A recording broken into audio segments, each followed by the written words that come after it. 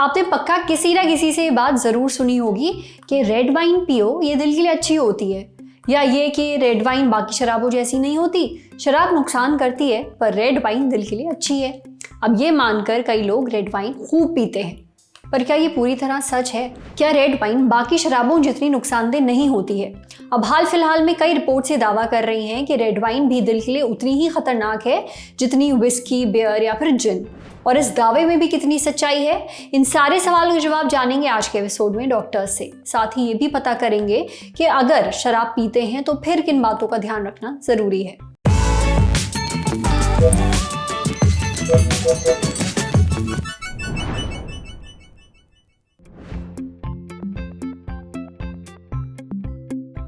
ऐसा कहा जाता है कि रेड वाइन दिल के लिए अच्छी होती है। कुछ हद तक ये बिल्कुल सही है, क्योंकि रेड वाइन में कुछ इस तरह के पॉलीफिनॉल्स होते हैं जिसका नाम है रेस्वेराट्रॉल। ये एक पॉलीफिनॉल ये एक एंटीऑक्सीडेंट की तरह काम करता है।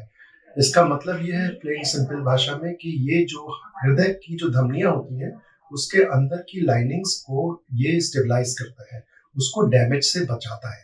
तो रेड वाइन का सेवन करने से हृदय की धमनियों में रक्त का प्रभाव जो है वो सही रहता है, और खाली हृदय नहीं, ब्रेन की, किडनी की, वहां की भी धमनियों की इंटरनल लाइनिंग जिसको हम एंडोथेलियम बोलते हैं उसको ये ठीक रखता है।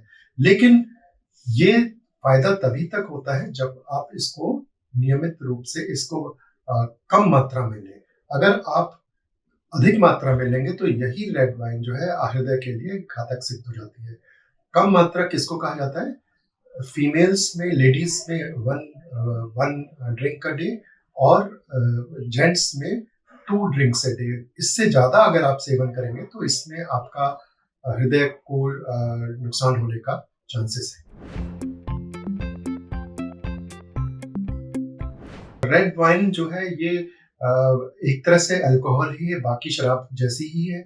इसमें जो अल्कोहल की मात्रा होती है वो 12% होती है वेट बाय वॉल्यूम। और अगर आप इसकी मात्रा को आप एक्सीड करेंगे, अगर 2 ड्रिंक से ज्यादा आप लेंगे तो ये डेफिनेटली ये हानिकारक होगी। लेकिन दूसरी शराब से इसमें फर्क ये है कि इसमें कुछ ऐसे एंटीऑक्सीडेंट्स पाए जाते हैं जो हृदय की धमनियों को स्टेबलाइज करते हैं, जो उसको डैमेज होने से बचाते हैं। इसलिए अगर उचित मात्रा में सेवन किया जाए तो रेड वाइन दूसरी शराब से बेहतर है। अधिक मात्रा में रेड वाइन लेने से हृदय पे जो गलत प्रभाव पड़ता है उसमें हार्ट फेलियर का संभावना होती है, कार्डियोमायोपैथी हो सकती है, एरिथमियाज हो सकते हैं, मतलब उसमें हृदय की गति बहुत फास्ट हो सकती है, बहुत स्लो हो सकती है, और कोलेस्ट्रॉल बढ़ सकता है अधिक मात्रा में लेने से, और बहुत अधिक मात्रा से लेने से लिवर पे भी गलत असर पड़ता है। तो इसलिए एक उचित मात्रा तक रेड सेवन करने से रेड वाइन जो है वो हृदय के लिए लाभदायक है। लेकिन अगर इसको उसी मात्रा को हम ज्यादा मात्रा में लेंगे तो वो हानिकारक होती है। अगर आप शराब सेवन करते हैं तो आपको सबसे इम्पोर्टेंट चीज है कि आपको एक बार में ज्यादा शराब नहीं पीनी चाहिए। इसकी लिमिट होती है कि लेडीज में 1 ड्रिंक अ डे और जेंट्स में 2 ड्रिंक्स अ डे। इससे ज्यादा आपको शराब का सेवन नहीं करना चाहिए।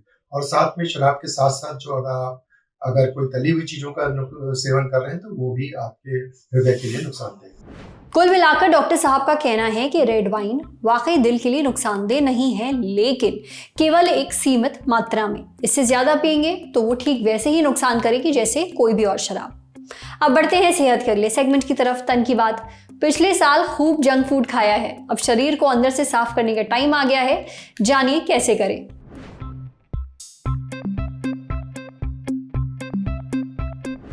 हमें से ज्यादातर लोगों को जंक फूड खूब पसंद है, हम इसे बड़े चाव से खाते हैं। अब ये टेस्टी जरूर होता है, पर ये समझ लीजिए ये आपके शरीर में कूड़े की तरह इकट्ठा हो जाता है। अब जब हमारे घरों में कूड़ा जमा हो जाता है तो हम क्या करते हैं? घर की सफाई। ठीक वैसी ही सफाई आपके शरीर के लिए भी जरूरी है, और इसे कहते हैं डिटॉक्स। आंतों की सफाई होना भी बेहद जरूरी है ताकि वो साफ रहें और हमारा सिस्टम भी ठीक तरह से काम करता रहे। अब शरीर को डिटॉक्स करने के लिए कुछ सब्जियों का जूस बेहद मददगार साबित होता है। डाइटिशियन विभूषा बताती हैं कि डिटॉक्स करने के लिए पालक और गाजर दोनों का जूस आप ले सकते हैं। पालक पोषक तत्वों से भरपूर होता है। इसमें विटामिन ए, विटामिन के, आयरन, पोटेशियम और फोलेट काफ़ी अच्छी मात्रा में पाया जाता है।